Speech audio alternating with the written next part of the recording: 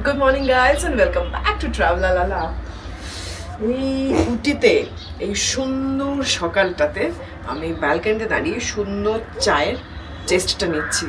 আপনাদের দিতে পারছি না, চাটা ভালোই বানিয়েছে, কিন্তু আপনার এই দৃশ্যটা তো দেখতেই পারেন।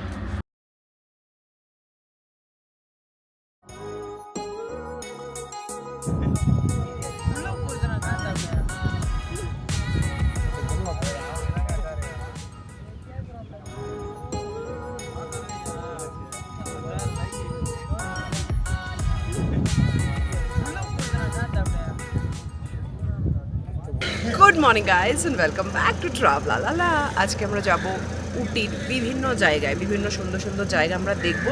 তার আগে তো একটা খুব ভালো ব্রেকফাস্ট আমি করে নিলাম, যদিও ইট ওয়াজ পিওর সাউথ ইন্ডিয়ান, বাট এখানে টেস্টটা কিন্তু খুবই ভালো, একটু আমার অসুবিধা হচ্ছে না।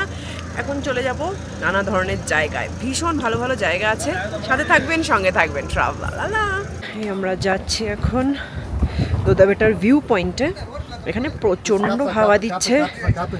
এন্ট্রি ফি 10 টাকা, প্রত্যেক অ্যাডাল্টের জন্য এন্ট্রি ফি 10 টাকা only.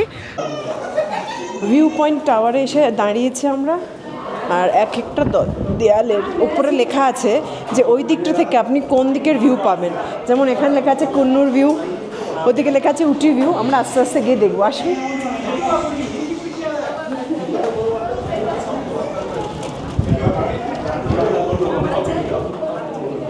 This is suppose to be the Coonoor view, কিন্তু এই মুহূর্তে কুয়াশার যে অবস্থা, আমরা কুয়াশা ছাড়া আপাতত কোনো ভিউই দেখতে পাচ্ছি না। আর হাওয়া মানে মারাত্মক হাওয়া, মানে এখানে উঠে আস্তে আস্তে আমার মনে হচ্ছিল পুরোটা উঠতে পারবো কিনা, এতটাই হাওয়া দিচ্ছে। But overall nice. এই যে আমরা দোদাবেটা পিকে এসছি, এখানে কয়েকটা জিনিস আপনাদের দেখাবো। এই যে সারাউন্ড করে আছে পুরো, কোথায় কি কি ভ্যালি দেখা যায় দেখুন।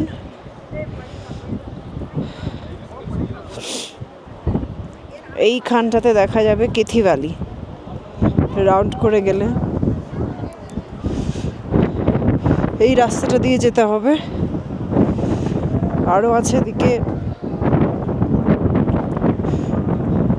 অ্যাভালাঞ্চ ড্যামের ভিউ।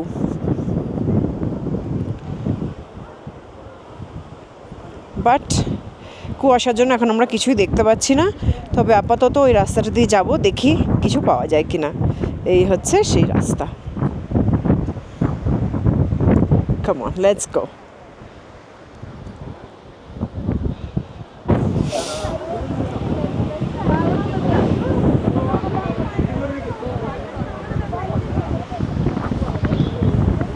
প্রচণ্ড হাওয়া দিচ্ছে এখানে, তার মধ্যেই লোক, বাট ওখানটা একটু ক্লিয়ার হয়েছে। আমি চাইবো আপনার ওই দিকটা একটু দেখুন।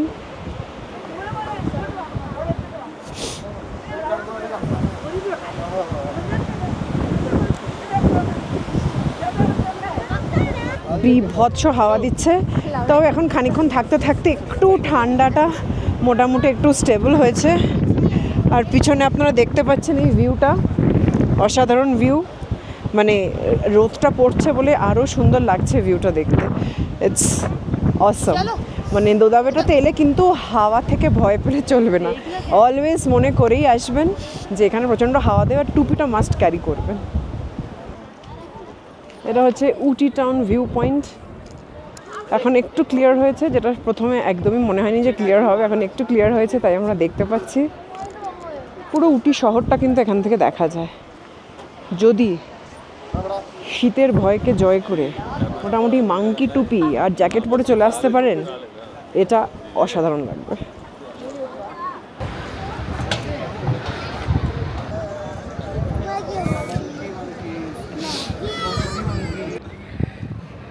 দোদাবেটা ভিউ পয়েন্ট দেখে আমরা চলে এলাম টি and chocolate factory.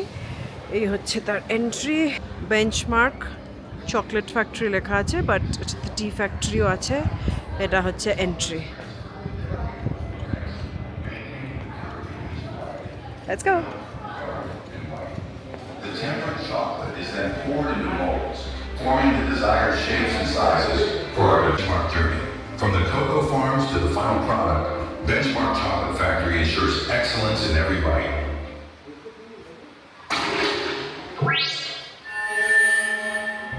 Welcome to Benchmark Chocolate Factory, where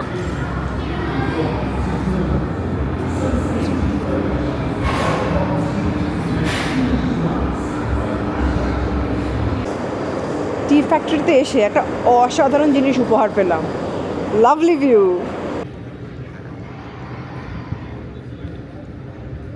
black T without sugar. Benchmarks, minerals, and volatiles, and the botanical meaning of this herb.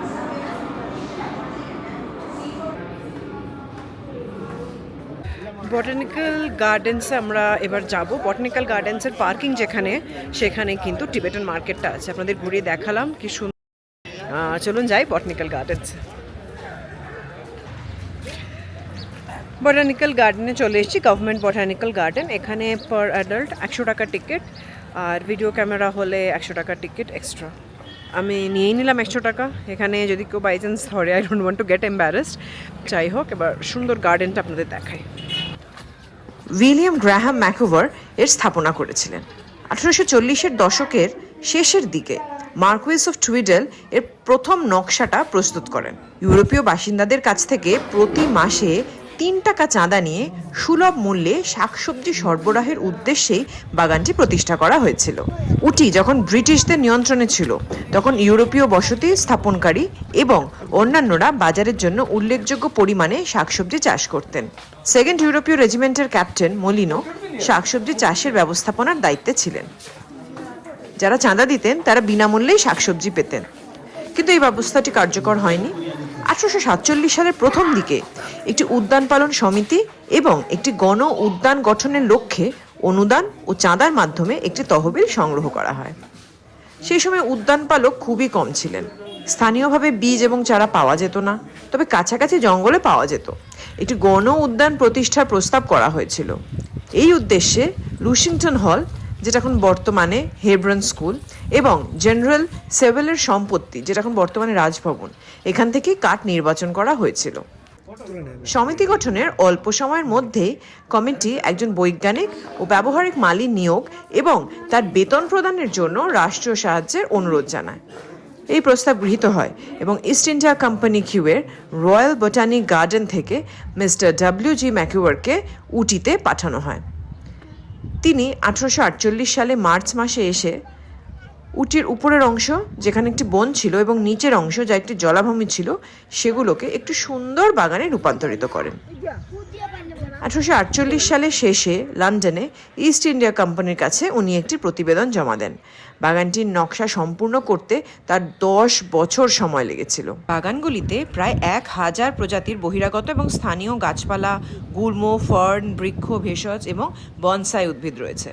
বাগানগুলির কেন্দ্রে একটি জীবাশ্মযুক্ত গাছের কাণ্ড রয়েছে, যার বয়স মোটামুটি 20 মিলিয়ন বছর। বোটানিক্যাল গার্ডেনে ঘুরতে ঘুরতে এই একটা টাওয়ারের ওপরে চলে এসেছি, আর এখান থেকে কিন্তু পুরো বাগানটা অসাধারণ লাগছে, যেমন আপনাদের দেখালাম। এই ভিউটা এখান থেকে না নিলে কিন্তু মিস করবেন। আর এখানে খুব শান্তির জায়গা, এতটা ওপরে অনেকেই উঠছেন না, আর অনেক বাচ্চা কাচ্চা এসছে, নিচে প্রচুর খেলাধুলো করছে তারা। আমি আপাতত এখানে দাঁড়িয়ে একটু বিউটিটা নিই বোটানিক্যাল গার্ডেনে। বাগানগুলিতে ফুল গাছ সহ বেশ কয়েকটি লন, শাপলা সহ পুকুর, ইতালীয় শৈলীতে সাজানো ফুল এবং ফার্নের বেড, ফুল গাছের বেশ কয়েকটি প্লট এবং বিভিন্ন ধরনের ঔষধি গাছ রয়েছে। বর্তমান উদ্ভিদ উদ্যানটি 6টি ভাগে বিভক্ত: নিম্ন উদ্যান, নতুন উদ্যান, ইতালীয় উদ্যান, উদ্ভিদ উদ্যান, ফোয়ারা চত্বর এবং নার্সারি। এই রাস্তায় 300 মিটার গেলে পাইকারা ওয়াটারফলস। হ্যাঁ, ছাতা মাথায় দিয়ে নিয়েছি কারণ হালকা বৃষ্টি পড়ছে। 300 মিটার গিয়েই আমরা ওয়াটারফলসটা পেয়ে যাব। বৃষ্টির মধ্যে ওয়াটারফলস, লেটস সি। পাইকারা নদী তামিলনাড়ু রাজ্যের উটি থেকে 19 কিলোমিটার দূরে অবস্থিত, এবং এই নদীর কাছাকাছি একটি গ্রাম আছে যেটার নামও পাইকারা। তোরা জনগোষ্ঠীর কাছে পাইকারা নদী অত্যন্ত পবিত্র বলে বিবেচিত হয়। এটি মুকুরথি শৃঙ্গ থেকে উৎপন্ন হয়ে উত্তর দিকে প্রবাহিত হয় এবং মালভূমের প্রান্তে পৌঁছানোর পর পশ্চিম দিকে মোড় নেয়। নদীটি মুকুরথি, পাইকারা এবং গ্লেনমার্ক বাঁধের মধ্যে দিয়ে প্রবাহিত হয় এবং এটি একটি বেশ ইম্পর্ট্যান্ট হাইডল পাওয়ার প্রজেক্টের অংশ। এটি মোয়ার নদীর একটি উপনদী, যা আবার ভবানী নদীর একটি উপনদী, এবং ভবানী নদী নিজেই কাবেরী নদীর উপনদী। নদীটি একাধিক জলপ্রপাতের উপর দিয়ে প্রবাহিত হয়, যার মধ্যে শেষের দুটি 55 মিটার, ওই মোটামুটি 180 ফুট, এবং 61 মিটার মানে প্রায় 200 ফুট পাইকারা জলপ্রপাত নামে পরিচিত। পাইকারায় সুসংরক্ষিত বেড়া দেওয়া শোলা, তোদা বসতি, বড় ঘাসযুক্ত তৃণভূমি এবং ভালো বন্য প্রাণীদের আবাসস্থল রয়েছে। দারুণ ফলসটা, এই বৃষ্টির মধ্যে ফলস দেখার অভিজ্ঞতা এক কথায় অনবদ্য। আর এই যে ফলসের আওয়াজটা যতবার বলি যতবার শুনে আমার অসাধারণ লাগে।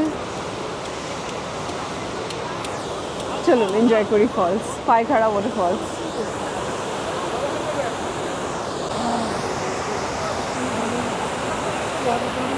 অসাধারণ এই পাইকারা ওয়াটার ফলস, তার সাথে ঝমঝম করে বৃষ্টি পড়ছে, বুঝতে পারছেন ছাতাটা একদম হাতছাড়া করতে পারছি না। জানি একটু বিউটি নষ্ট হচ্ছে, বাট স্টিল চলুন এই বৃষ্টির মধ্যে পাইকারা ওয়াটার ফলস এনজয় করি।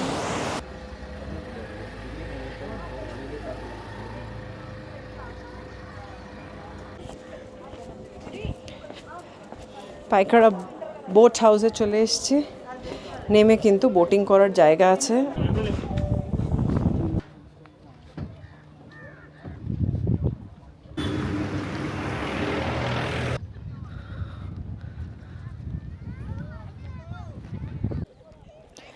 ওয়েনলক ডাউনস বা 9th মাইল, এটা যেই নামেই বিখ্যাত, সেখানে চলে এসেছি। এটা বিখ্যাত বেসিক্যালি, এটা অনেক মুভির শুটিং এখানে হয়েছিল, যেমন রোজা, রাজা হিন্দুস্তানির জন্য পার্টিকুলার এটা খুব ফেমাস।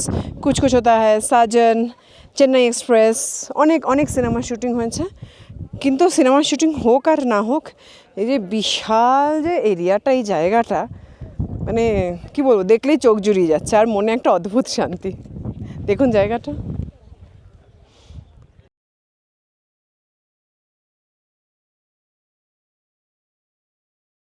মোটামুটি সকালবেলা 8টা থেকে সন্ধ্যে 6:30 থেকে 7টা অবধি এটা খোলা থাকে। এন্ট্রি ফি 10 টাকা থেকে 50 টাকা পার পারসন। আর ক্যামেরার জন্য এটা অবশ্যই অপশনাল, 20 থেকে 30 টাকা লাগবে। হর্স রাইডিংয়ের ব্যবস্থাও আছে, 100 টাকা থেকে 200 টাকা, কতক্ষণ ঘুরছেন তার উপর।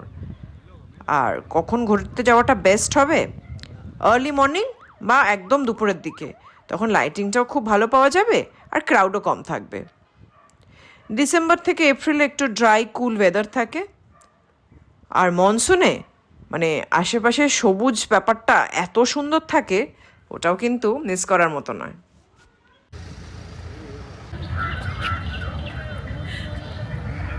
চলে এসছি রোজ গার্ডেনে। এই নিচ দিয়েও যাওয়া যায়, ওপরটা খানিকটা দেখলাম, আগে নিচটা দেখে আসি, তারপর ওপরটা ভালোভাবে ঘুরবো। চলো।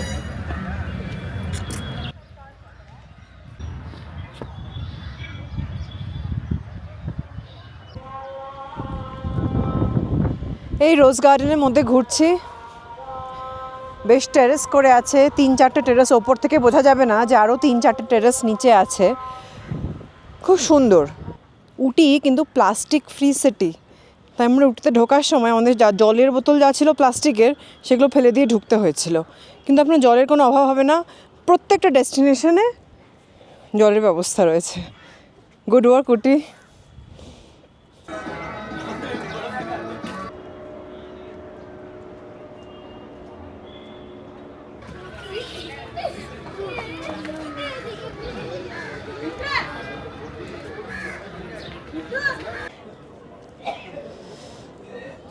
উটি বোট হাউস চলে এসেছি। অনেক বোট আছে এখানে, নানা ধরনের প্যাডেল বোট আছে, মোটর বোট আছে। আপনাদের রেড চার্টটা দেখালাম, বিভিন্ন প্রাইস রেঞ্জের আছে। আর এমনি এখানটা আপনি যদি বোট নাও চড়েন, হেঁটে ঘুরে বেড়াতে বেশ লাগবে। আমি আজকে বোটিং করবো না, কারণ আমার ইচ্ছা আছে কোডাইকানালে গিয়ে করার, শিওর না এখনও, লেটস সি। চলুন একটু 4-5টা ঘুরে দেখি।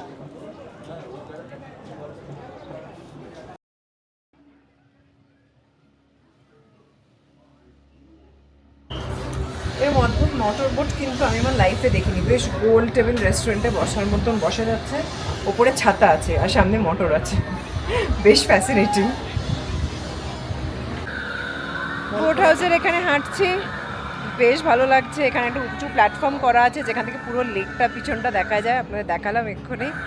বেশ ভালো ফিলিং। এখানে আপনি যদি বোট নাও চড়েন, এমনি আসবেন, হাঁটবেন, ঘুরে বেড়াবেন, ফাটাফাটি লাগবে। আর ঠিক পেছনে দেখুন একটা রেস্টুরেন্ট, ইয়েস, একটা ছোট্ট রেস্টুরেন্ট যেখানে চা, কফি, স্যান্ডউইচ, হালকা স্ন্যাক্স পাওয়া যাবে, এই তার মেনু।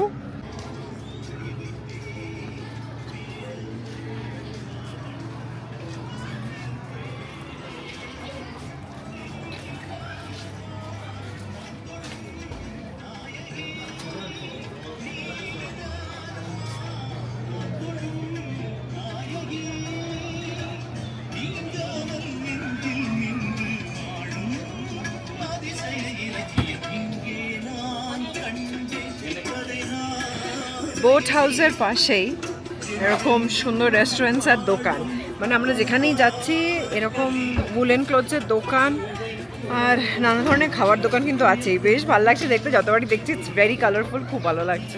চলুন একটু ঘুরে দেখি।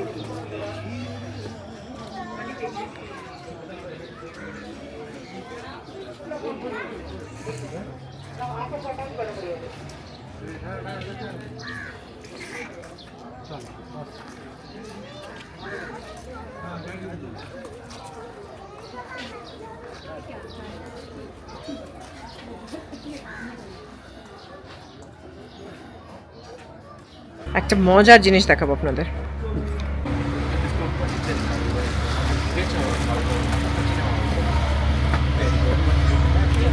ট্রেন স্টেশনটার নাম বোট হাউস উডগমন্ডলম। টিকিট কেটে নিয়েছে, ওরা আমি ট্রেনে উঠে পড়ছি। বেশি দেরি নেই ট্রেন ছাড়তে, ট্রেনে কখনো লেট করা উচিত না।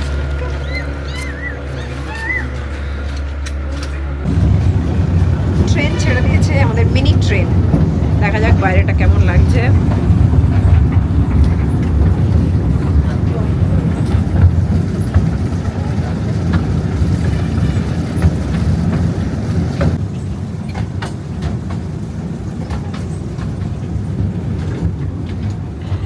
ট্রেন চলছে, আমরাও চলছি সাথে। বেশ জঙ্গলের মধ্যে দিয়ে ট্রেনটা চলছে কিন্তু, আর আমার ঠিক পেছনে ইঞ্জিন। বেশ ছোটবেলার মতো মজা লাগছে কিন্তু।